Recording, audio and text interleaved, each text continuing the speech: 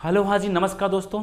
तो RPF SI का जितने भी लोग फॉर्म भरे हैं उनके लिए काफ़ी इंपॉर्टेंट वीडियो है, क्योंकि आपका आरआरबी की तरफ से आपका ऑफिशियल नोटिस आ चुका है कि आपको अपना स्टेटस चेक करना है। स्टेटस कैसे चेक करना है ये इस वीडियो में डिस्कस किया जाएगा। साथ ही साथ आपका एग्ज़ाम कब तक हो सकता है उसको भी डिस्कस किया जाएगा, और क्या आपकी सीट इंक्रीज करेगी कि नहीं करेगी उसको भी डिस्कस किया जाएगा। मतलब हर एक पॉइंट को इस वीडियो में डिस्कस किया जाएगा। जो सबसे इंपॉर्टेंट पॉइंट है, बहुत से लोग का फॉर्म रिजेक्ट हो चुका है और बहुत से लोग परेशान है, क्या अभी भी उसका सोल्यूशन है कि नहीं है, तो उस चीज़ को हम डिस्कस करेंगे। पहले मैं आपको बताना चाहता हूँ कि आपको स्टेटस चेक कैसे करना है। आपको जिस ईमेल आईडी या मोबाइल नंबर से आप फॉर्म भरे होंगे और जिस पासवर्ड से फॉर्म भरे होंगे, तो आपको आरआरबी की ऑफिशियल साइट पे जाना है, और जैसे ही ऑफिशियल साइट पे जाकर करना है आपको लॉगिन करना है। लॉगिन करेंगे मोबाइल नंबर और उसके बाद से क्या है अपना पासवर्ड डालेंगे, लॉगिन करेंगे।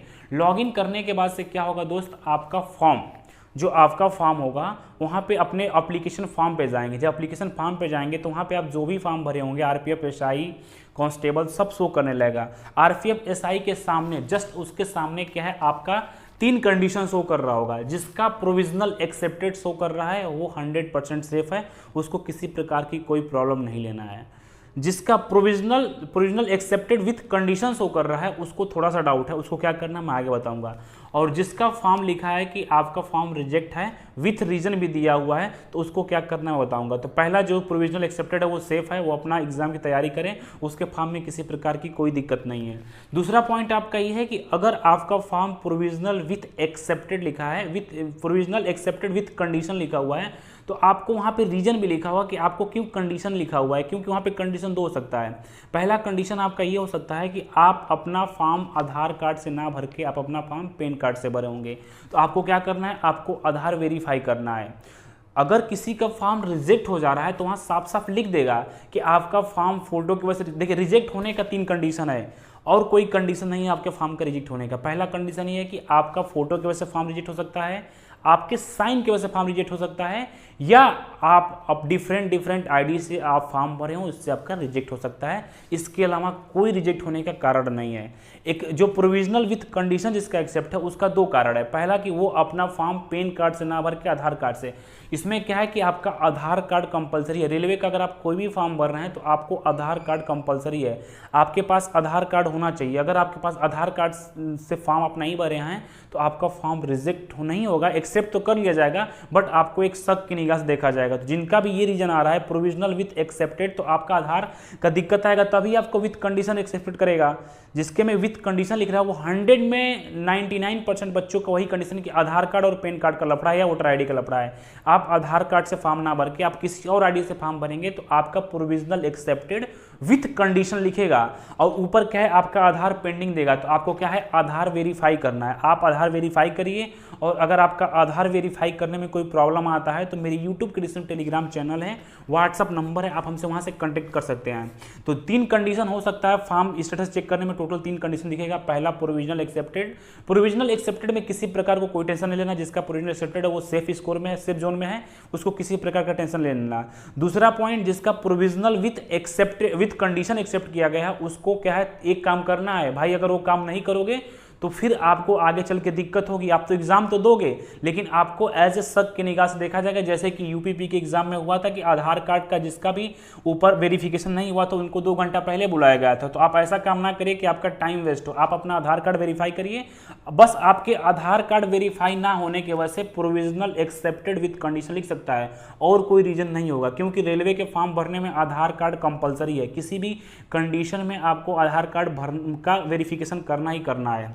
अब उन बच्चों पे बात कर लेते हैं जिनका फॉर्म रिजेक्ट हो चुका है। देखो भाई, जिसका फॉर्म रिजेक्ट हो चुका है, रेलवे बार बार कहता है और अभी भी कह रहा है कि आप अपना फोटो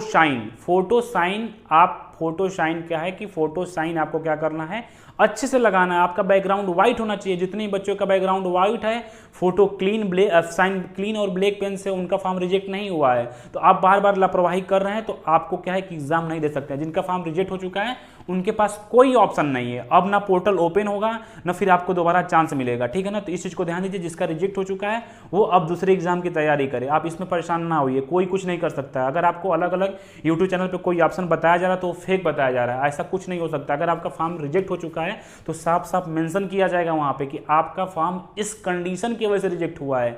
जैसे कि रिजेक्ट होगा तो फोटो की वजह से रिजेक्ट होगा, साइन की वजह से रिजेक्ट होगा, दोबारा आप फोटो साइन अपलोड नहीं कर सकते हैं।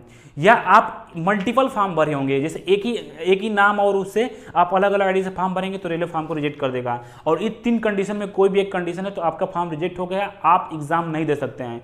जो प्रोविजनल एक्सेप्टेड विद कंडीशन है वही एग्जाम दे पाएगा, वो भी कंडीशन के अकॉर्डिंग। बाकी आधार अपना सही कर लीजिए तो आपको किसी प्रकार की कोई दिक्कत आगे नहीं होगी। नहीं तो रेलवे का जितना भी एग्जाम भरेंगे अगर आप आधार कार्ड से नहीं भरे होंगे तो आपको हर एक में प्रॉब्लम वही शो करना होगा, शो करेगा। तो मैं उम्मीद करता हूं कि आपको ये जो पॉइंट है वो 100% क्लियर हो गया है कैसे चेक करना है।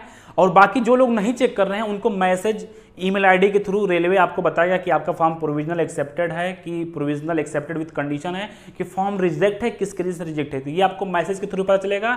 अगर कुछ स्टूडेंट चेक करना चाहते हैं तो आपको कुछ नहीं करना है, आरआरबी के ऑफिशियल साइट पर जाइएगा, लिंक डिस्क्रिप्शन में होगा, वहां से क्लिक करिएगा और लॉग इन करिएगा। अपने आईडी या मोबाइल नंबर या ईमेल आईडी से आप लॉग इन करिएगा और पासवर्ड डालिएगा। और पासवर्ड डालने के बाद से क्या, माई एप्लीकेशन पे जाइएगा। माई एप्लीकेशन पे जाएंगे तो आप जो भी फॉर्म भरे रहेंगे वहां पे आरपीएफ एसआई का फॉर्म आपको शो की जाएगा, शो करेगा। और जस्ट उसके बगल में ही आपका लिखा रहेगा कि आपका फॉर्म प्रोविजनल एक्सेप्टेड है कि प्रोविजनल एक्सेप्टेड विद कंडीशन है कि फॉर्म आपका रिजेक्ट हो चुका है। अगर आपका फॉर्म रिजेक्ट हो चुका है तो आपके पास कोई ऑप्शन नहीं है। अगर आपका form provisional accepted with condition है तो फिर आपके पास अभी रेलवे एक चांस दे रहा है, हो सकता है कि लास्ट में ये भी आपके पास हटा दिया जाए। तो इस चीज को आप लोग ध्यान दीजिएगा। सेकेंड पॉइंट, हम लोग एग्जाम के बारे में डिस्कस करते हैं, क्या आपका एग्जाम कब होने की संभावना है। देखिए, सबसे पहले आपका एएलपी का फॉर्म भरा गया था, एएलपी के बाद से टेक्नीशियन का फॉर्म भरा गया था, टेक्नीशियन के बाद से आपका आरपीएफ कांस्टेबल का फॉर्म भरा गया था, और आरपीएफ कांस्टेबल के बाद से क्या है, आपका आरपीएफ एसआई का फॉर्म भरा गया था। तो पहले आपका नवंबर या दिसंबर में एएलपी का एग्जाम होने की संभावना है। अभी कोई ऑफिशियल नोटिस नहीं आई है। पहले आपका एएलपी का एग्जाम होगा, उसके जस्ट बाद टेक्नीशियन का एग्जाम जनवरी में होगा, फरवरी में कांस्टेबल का होगा, और उसके बाद से क्या है, मार्च में आपका एसआई का होगा। जिस तरीके से आपका फॉर्म भरा जा रहा है उस तरीके से आपका एग्जाम भी होगा। और एएलपी का जब फॉर्म भराएगा तो उसकी भी सीट इंक्रीज हुई है, टेक्नीशियन में भी इंक्रीज हुआ है। अब आरपीएफ कांस्टेबल में भी फॉर्म आपका जो सीट है वो इंक्रीज होने की पूरी चांस है, और इंक्रीज होगा भी होगा। तो इस चीज को आप लोग ध्यान दीजिए कि आपका सीट इंक्रीज किया जा सकता है। और जैसा कि हमने आपको बताया है कि आपका जो एग्जाम है, एसआई का जो एग्जाम है वो आपके मार्च के मंथ में होने की पूरी संभावना है। अगर जिस तरीके से अभी डिले हो चुका है एएलपी में, जैसे एएलपी में डिले होगा तो आपके हर एक एग्जाम में डिले होगा। ऐसा नहीं कि एएलपी का फॉर्म पहले भरा गया तो पहले आपका कांस्टेबल ले लिया, जैसा कुछ नहीं है। जिस तरीके से फॉर्म भरा जा रहा है उस तरीके से आपका एग्जाम भी कराया जाएगा। तो इस चीज को आप लोग ध्यान दीजिएगा। और सबसे इस समय इंपॉर्टेंट पॉइंट है, जितने भी लोग रेलवे का फॉर्म भर रहे हैं, मैं फिर से इसके पहले ही बता रहा हूं और अभी भी बोल रहा हूं कि आपको फॉर्म भरते टाइम 2 चीज ध्यान देना है। और साफ साफ इस बार रेलवे ने अलग से एक नोटिस निकाला है कि भैया अगर आप फॉर्म भर रहे हैं तो आपका फोटो क्लियर होना चाहिए, आपके चश्मा नहीं लगाना चाहिए, कैप नहीं लगाना चाहिए, सेल्फी नहीं होनी चाहिए, और आपका बैकग्राउंड व्हाइट होना चाहिए। दूसरा, आपका जो साइन है वो ब्लैक पेन से होना चाहिए। अगर ये दोनों कंडीशन सही है तो फिर आपका फॉर्म रिजेक्ट नहीं हो सकता है। और आधार कार्ड कंपलसरी है, रेलवे का कोई फॉर्म भरने के लिए आधार कार्ड कंपलसरी है। जिनका वेरिफिकेशन हो चुका अच्छी बात है, जिनका नहीं हुआ है, जो फॉर्म भर रहे हैं उस चीज को ध्यान दीजिए। बाकी फॉर्म रिजेक्ट होने का और कोई कंडीशन नहीं है। 3 कंडीशन होता है फॉर्म रिजेक्ट करने का। पहला, आपका फोटो शाइन। दूसरा, आपका क्या है कि आप एक साथ अलग अलग आईडी से फॉर्म भरते होंगे तो उसके बाद आपका फॉर्म रिजेक्ट किया जा सकता है। ठीक है, मल्टीपल फॉर्म भरेंगे तो रिजेक्ट किया जाएगा। और बाकी कोई फॉर्म रिजेक्ट होने का कोई रीजन नहीं होता है। बाकी जिसका रिजेक्ट हो चुका है उसके पास कोई ऑप्शन नहीं है। उनके पास ऑप्शन है जिसका प्रोविजनल एक्सेप्टेड विद कंडीशन है, उस कंडीशन को देखिए। अगर आपको नहीं समझ में आ रहा है तो उसका स्क्रीनशॉट मेरे टेलीग्राम चैनल पर भेजिए या मेरा व्हाट्सएप नंबर उसे भेजिए, मैं आपको सजेस्ट कर दूंगा। बाकी अगर किसी स्टूडेंट को किसी प्रकार की कोई डाउट होता है, कोई कंफ्यूजन होता है तो यूट्यूब क्रिएशन टेलीग्राम चैनल है, व्हाट्सएप नंबर है, या कमेंट के माध्यम से आप अपने प्रॉब्लम को पूछ सकते हैं। मिलते हैं आप लोगों को किसी नेक्स्ट अपडेट में। धन्यवाद, जय हिंद।